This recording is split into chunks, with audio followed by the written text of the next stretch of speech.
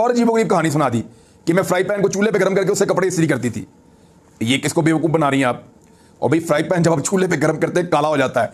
आपके कपड़ों के ऊपर कोई एक कपड़ा मरियम नवाज जो पहन के अदालत में आई हो और उसको देखकर कोई कहे कि ये फ्राई पैन से इस्त्री हुआ है, बेहतरीन से बेहतरीन धोबी को भी आप पूछवा लें कि क्या ये फ्राई पैन से इस्त्री हुआ है, वो आपको बताएगा नहीं जी ये बड़ी टॉप क्लास इस्त्री हुई है इन कपड़ों के ऊपर, फ्राई पैन से इस्त्री करती थी। यानी कोई भी बंदा कोई भी कहानी सुना दे तो वो अपने खाते में डाल देती हैं।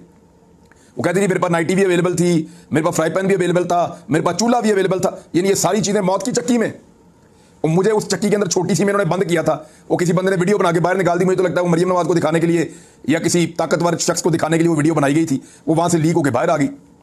वो वीडियो आप उसके अंदर देखें, वो इतनी सी चक्की है, उसके अंदर या चूल्हा रख दो तो या बंदा बैठेगा। मैं नमाज पढ़ता था, मेरा सर सामने दीवार में लगता था। तो अजीबोगरीब बातें ना करें, लोगों को बेवकूफ़ ना समझें। लेकिन अब मरियम नवाज ने क्योंकि इंटरव्यू देने का फैसला किया है तो आपको इंटरव्यूज़ के अंदर बड़े लतीफ़े मिलेंगे, बड़े बड़े मज़ेदार लतीफ़े।